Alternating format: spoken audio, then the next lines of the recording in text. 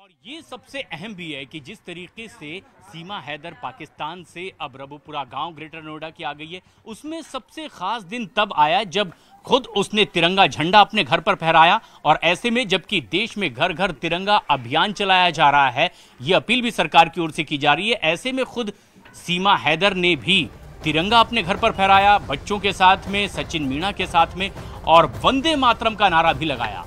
और सीमा हैदर का कहना है कि जिस तरीके से तमाम और दूसरे भारतीय रहते हैं, वैसे ही वो भी हिंदुस्तान में रहना चाहती है अपने इन बच्चों के साथ में।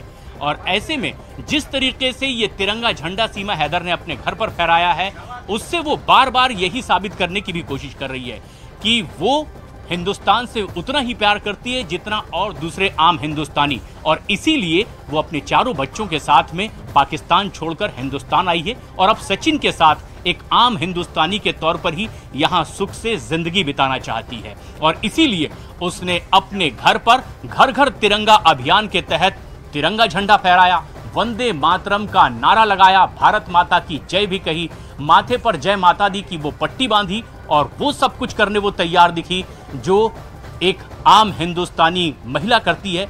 सीमा हैदर का कहना है कि वो आगे भी ऐसा ही करती रहेगी।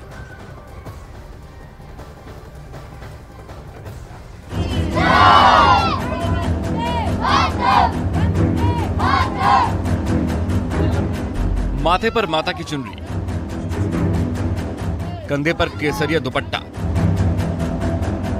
हाथ में तिरंगा झंडा और जुबान पर भारत माता की जय के साथ वंदे मातरम का जय घोष।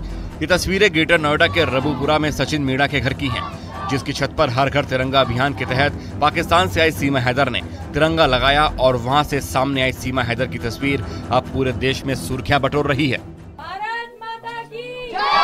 भारत माता की जय! वंदे मातरम! वंदे मातरम! सीमा हैदर और सचिन मीणा अपनी छत पर तिरंगा लहराते नजर आ रहे हैं।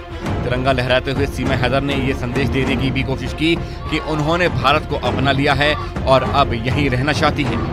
अभी लगाया है? बिल्कुल लगाया है। मैं भारतीय हूँ और मैं लगाऊंगी हमेशा सारी जिंदगी।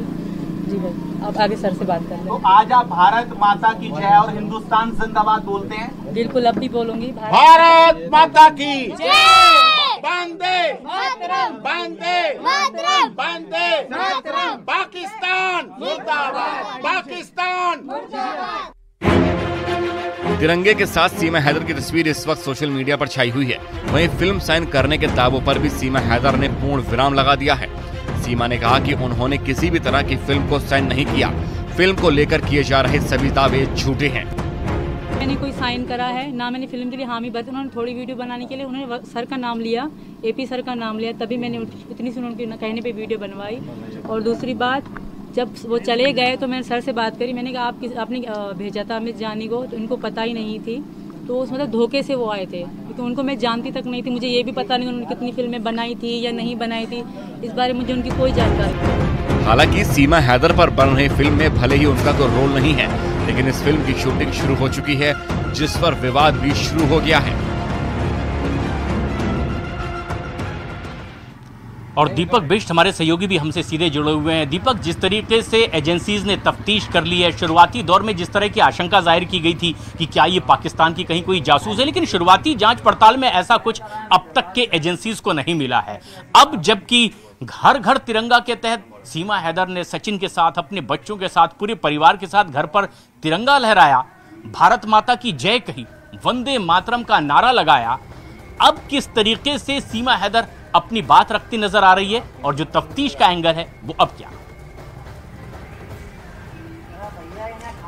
देखिए प्रशांत, शुरुआत से जिस तरह से हम पूरी जांच रिपोर्ट को देख रहे थे, पुलिस की इन्वेस्टिगेशन को देख रहे थे, तो शुरुआत से ही सीमा हैदर भारत में रहने के लिए कई भरसक कोशिश कर रही थी। जिस तरह से वो भारत में अवैध वीजा के साथ यहाँ पर दाखिल हुई थी, उसके अलावा जितने भी उसके पास डॉक्यूमेंट थे, उसमें उसने तैयारी पूरी की थी कि वो भारत में ही रहे। और जिस तरह से एक दिन पहले उसने तिरंगा लहराया है, 15 अगस्त के ठीक 2 दिन पहले, तो उससे भी कई सारे कयास लग रहे हैं कि क्या सीमा हैदर कुछ ऐसा जताना चाहती है कि वो हिंदुस्तान में ही रहना चाहती है। उसने पाकिस्तान मुर्दाबाद के नारे लगाए हैं, तो ये कहीं ना कहीं एक बड़ी उसकी एक कह सकते हैं कि वो कुछ ऐसा इस तरह से सोच रही हो कि जो वो भारत में रहे, और उसके लिए अधिकारी भी सोचें कि आखिर में जिस तरह से उसे क्लीन चिट अभी तक एजेंसियों की तरफ से नहीं मिली है, तो कोशिश वो यही कर रही है कि उसे कहीं ना कहीं से एक सहानुभूति मिले, और इस सहानुभूति को वो पूरी तरह से इस्तेमाल कर रही है।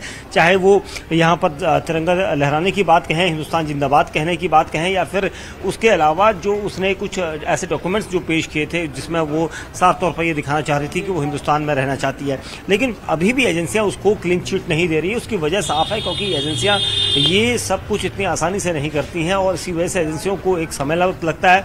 जिस तरह के दस्तावेज उसने पाकिस्तान के दिखाए हैं, वो अथॉरिटी या फिर एजेंसियों की जो खुफिया विभाग के पास जो चीज़ें गई हैं, वो सब इन्वेस्टिगेशन का पार्ट है। और जब तक वो पूरी इन्वेस्टिगेशन क्लीन नहीं हो जाती है, तब तक सीमा हैदर को क्लीन चिट नहीं दी जा सकती। और इसी वजह से सीमा हैदर तब तक दूसरी चीज़ों से अपनी सहानुभूतियाँ जो यहाँ पर बटोर रही है। स्थानीय लोग कहें या फिर आस पड़ोस के लोग कहें या फिर दूर दराज से आने वाले लोग, सबके बीच में वो चर्चा में बनी हुई है। जी प्रशांत।